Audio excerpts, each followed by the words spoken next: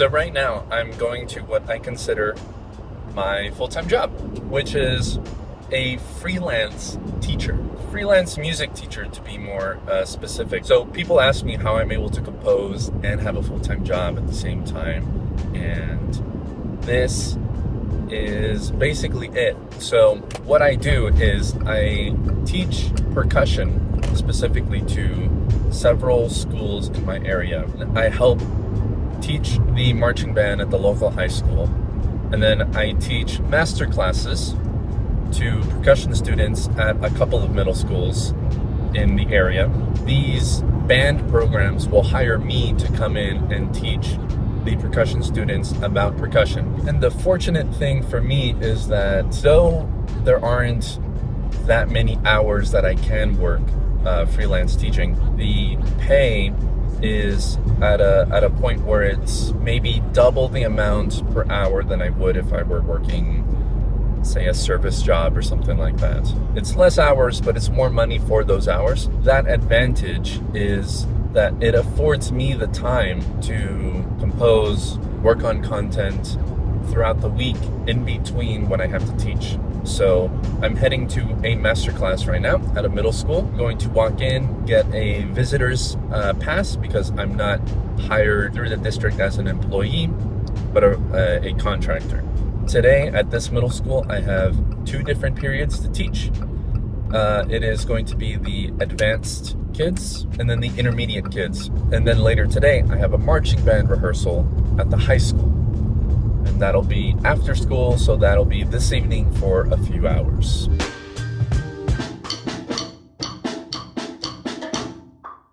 Hey, not bad. Only thing that sort of kind of sounds iffy sometimes are the 16th note bass rhythms. You're doing a good job of keeping all the 16th notes consistent all the way through. You did well at the beginning. As we did each repeat, the 1 E and 3 E and sort of turned like to triplets, like 1 la li, 3, like it was starting to get a little wide. So the first 3 16th notes, in general, as a general rule, guys, hey, look up here. As a general rule, go ahead and add the downbeat of the next measure for like wherever we're ending. Just the first beat to like give it some like, some finality to whatever you're playing. So try that again. Add the downbeat of the next measure. There it is. Yeah, that's right. Yep, that was it. Good job. Even if you messed it up, who cares? You came back in the next measure, and then you ended at exactly the spot that you needed to end at. So, fantastic. Great taking that note. If you mess up, who cares? It's how you get back on that really matters. So I'm on my way to marching band rehearsal. I've changed because it is dramatically hotter than it was earlier today. Still a time commitment. I didn't film it, but before this, I was working on the edit for, as this is coming out, the previous week's video, which if you want to know what that is this right here.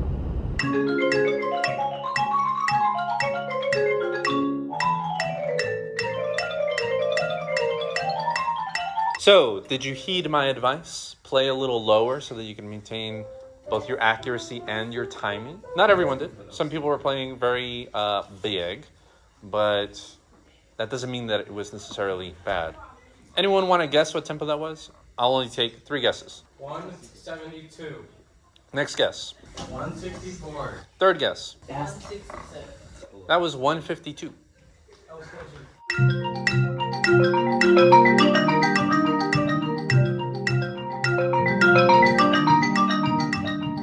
With the crescendoing, decrescendoing, what that throws into your technique maybe is that you have to adjust your velocity and your heights, but you can't let that affect your timing. As you move faster, that means you have to put less time in between notes so that it maintains its timing. And even when you decrescendo, as you're moving slower, you have to like increase the amount of time per note so that the timing doesn't change. So those little micro adjustments you have to do to compensate for the velocity and height changes, but maintaining your timing, you have to sort of like think about and almost force yourself to stay in time the entire way through. And if you think about that, it'll happen. Make sense? what I'm talking about? Yeah.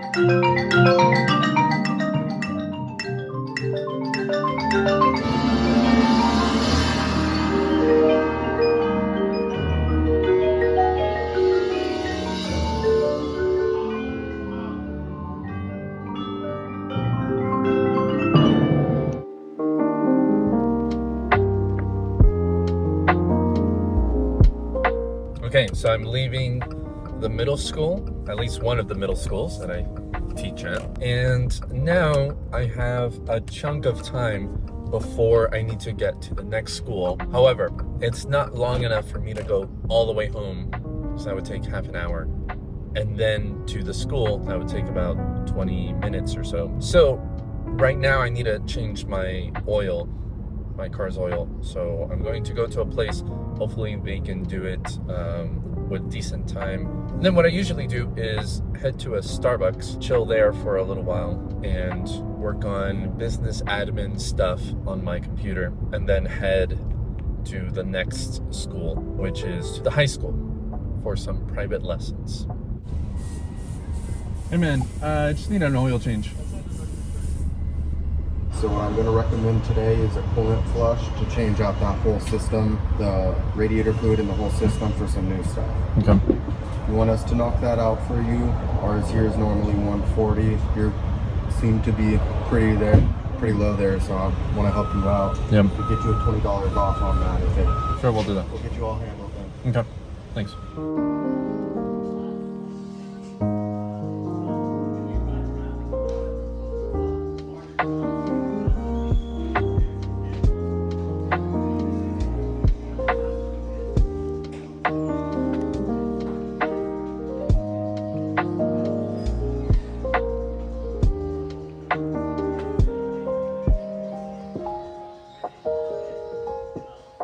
Now headed to the next place, which is the high school. Now, the third sort of thing that I do when it comes to teaching as a freelance teacher is private lessons.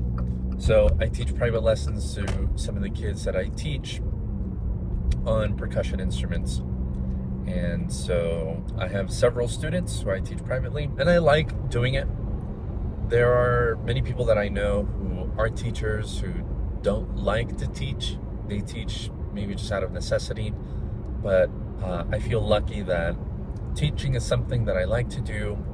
I think I'm good at it, and it's actually quite fulfilling. And I still get to be connected to music even when I'm not writing music. The stuff that I pick up when I teach informs my writing for this age group.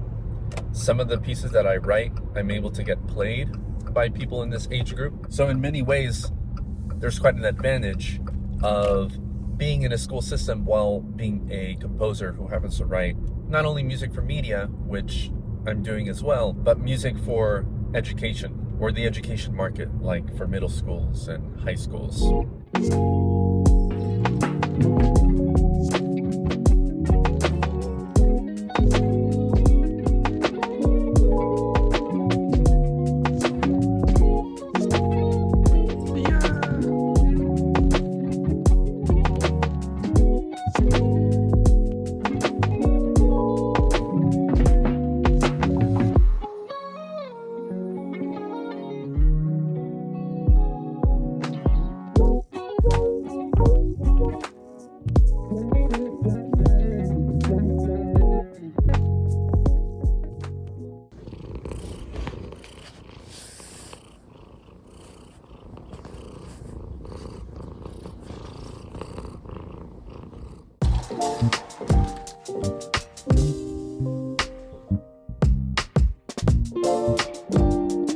Yes, there are dishes in the sink. Whose job is that?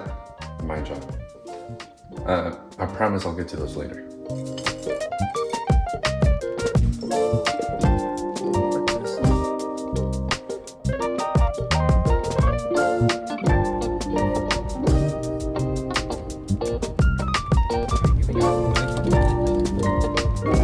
Alright, so I'm finally back in the studio, office, I don't know what to call this. So as I've mentioned, Wednesday is a free day where I have the time to work on what I need to work on that isn't me teaching. Usually that's to do with either content or music.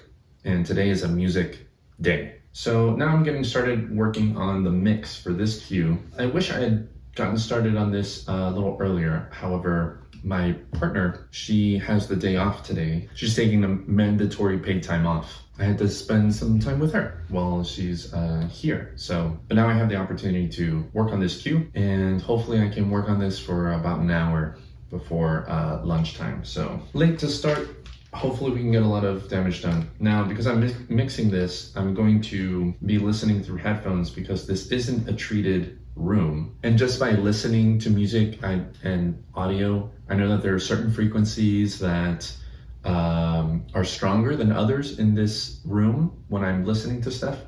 And maybe some comb filtering going on where like some frequencies are like softer than others as a result of this reflective walled room, little cube. So I'm mostly going to be listening to things on headphones. I'm not getting any audio playback right now. System overload. I hate when I have to troubleshoot instead of just working. I think it's just the interface wasn't ready to be plugged in. This is eating up into my time. Okay, let me try this. Let me close Logic. Okay, audio is running through the interface now. Let's open the project back up. It's been almost 10 minutes since I've been trying to start this. Hopefully this works now without a hitch. The problem, by the way, I think is because this interface is USB bus powered and it's connected to a Thunderbolt dock, which is connected to my Mac. When the Mac goes to sleep, I think sometimes that sends a signal to the dock to shut off, which is only plugged in via one USB cable. And so when I launch the laptop, again, the computer, the interface isn't like already connected to the Mac. So what I'll have to do is unplug the interface, plug it back in, and then everything will sort of get connected together.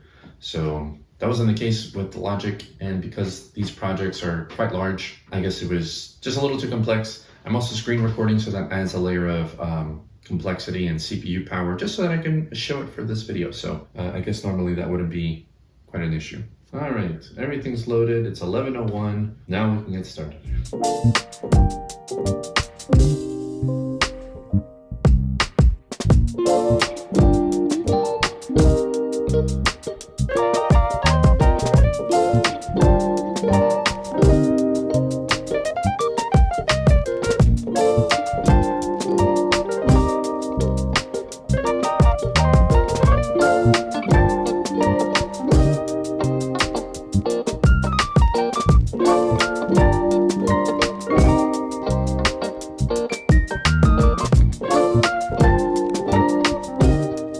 So I'm on my way to see a now friend of mine. He was my band director in high school. He is basically the guy responsible for teaching me how to read music, how to play musically, developing my ear to ensemble playing.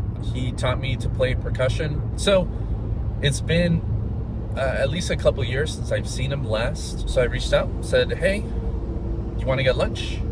And he said, yeah, he's not teaching anymore. He's since retired and changed careers, but I think I have a lot to credit him with when it comes to impacting my own life. So I don't know. Yeah, I think about that sometimes. So I think this will be a good lunch, at least to catch up at the very least.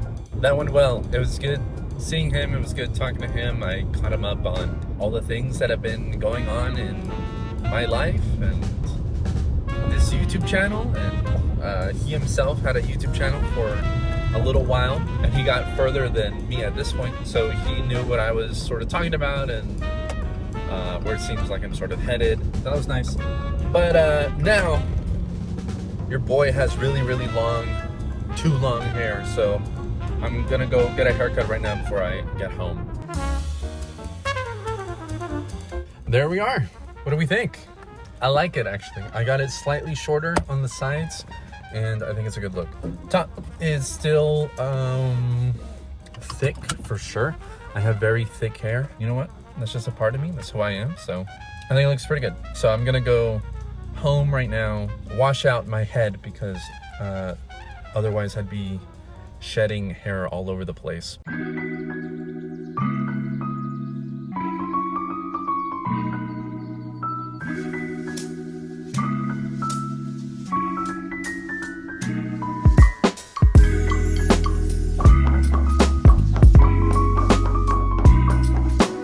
Have you heard of a rim shot before?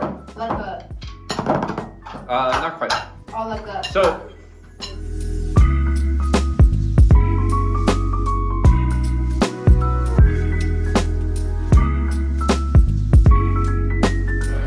We're like 2 cups of water. yay! Birthday, dear mama. Happy birthday to you.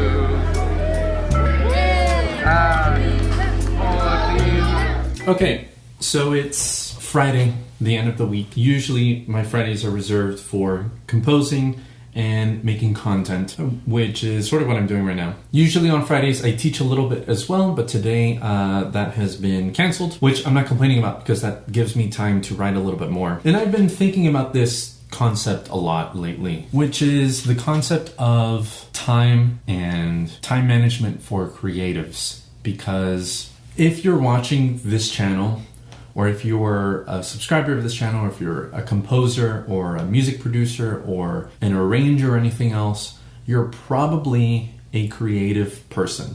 Now, I think that all kinds of people are creative. Like, they come up with creative solutions that are out of the box that other people may not think about.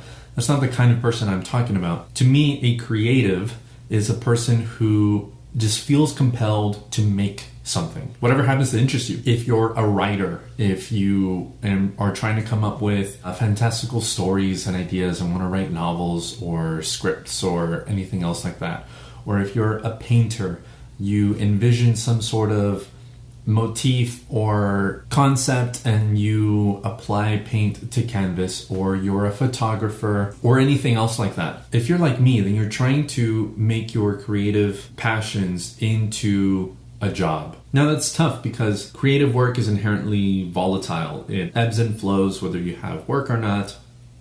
It's not like you go with your hard hat and your lunch pail down to the composing factory and you write some music for 8 hours and then you clock out and then you're done. You're creating something from nothing. You think about all of these things throughout the week. And what I'm trying to do in my own life is every week I try to get a little bit further to the goal of having composition be the majority of my income. And what I'm trying to do is create my own publishing company and get pieces out there and marketing them to educators around the country, and also scoring work and networking with professionals in the scape of media, and all that while trying to work. Now, I'm so fortunate that I'm in the position where I can allocate time, actually quite a bit of time, to those creative vocations. Now, going into college,